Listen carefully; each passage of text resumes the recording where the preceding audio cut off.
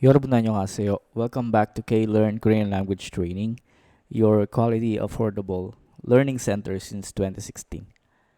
Hello once again, this is Sir Gerard and welcome back po sa K-Learn. Ang video natin today is about sa mga insurance. Okay, insurance. So pagdating kasi natin ng South Korea, meron po tayong tinatawag na life insurance. Like for example, idinahire tayo tapos nakaalis na tayo. And then, may ikakaltas sa atin na 400,000 won. Okay, kakaltasin yun every salary. Hanggang mabuo yung 400,000. Tapos, bali Samsung Insurance po yun. And then, yung 400,000 na yun is parang ipapahiram mo kay Samsung Insurance. And then, habang nagtatrabaho ka sa South Korea, is life insured ka. Okay, and then yung Samsung Insurance na yon, pag tapos na yung kontrata mo, uwi ka na ng Pilipinas, ibabalik niya ulit yung 400,000 won na yon na pinahiram mo sa kanya nang walang labis, walang kulang. Okay?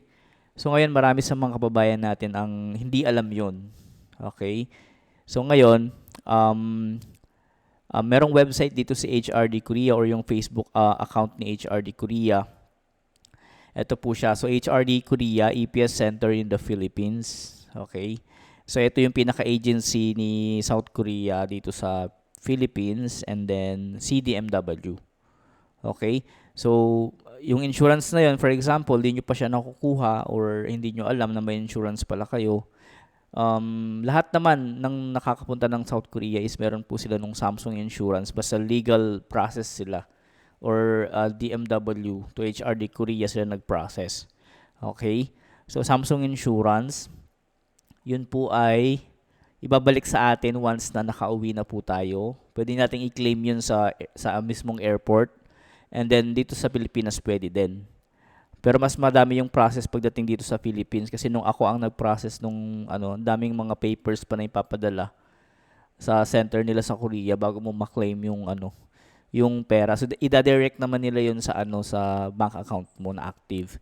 Okay, so para dun sa mga galing na ng South Korea at hindi pa nakapag-claim ng kanilang mga insurance or Samsung Insurance, ito po yung may mga information po dito na sinisend or pinapaano ni HRD Korea yung mga hindi pa nakaka-claim ng kanilang insurance. So diyan po yung mga pangalan sa screen, ayan. Nandyan po siya.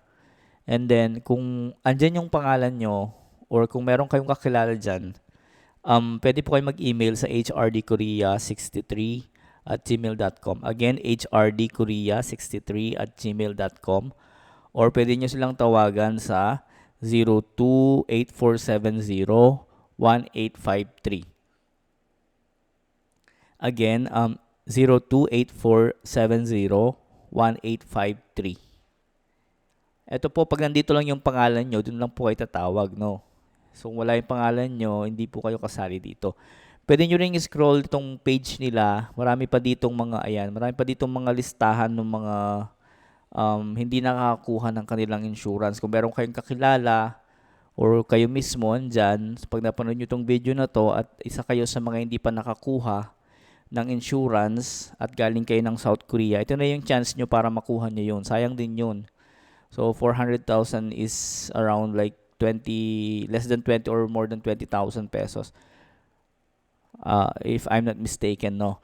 So sayang din yung pera na yon. So kung isa kayo sa mga hindi pa nakaka-claim, ayan yung mga details po at na lang po sila, pakitawagan or email na lang sila. Okay, so ayun, ang video na to is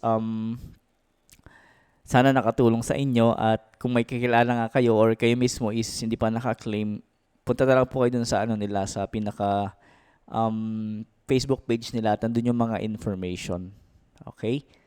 So ayun, once again, this is Sir Gerard at maraming salamat sa panonood ng video. If you are interested in learning the language, Korean language, para makapagtrabaho po sa South Korea, government to government process, wala pong placement fee, need mo lang makapasa sa exam. So si K-Learn Korean Language Training ay nag-offer ng pinaka-affordable na learning fee or tuition fee since 2016. Okay, so 4,000 pesos only I-guide ka na namin sa buong process hanggang sa makaalis ka. Lahat nung gagawin, materials, mag-enroll ka na lang and then kami na yung bahala doon sa mga gagawin at mag-advise sa inyo sa mga step-by-step na process. Okay, kung interested po kayo, PM lang kayo dito sa page namin or sa TikTok or kontakin nyo kami sa 0921568085. Once again, this is Sir Gerard and maraming salamat sa panonood ng video and you have a nice day.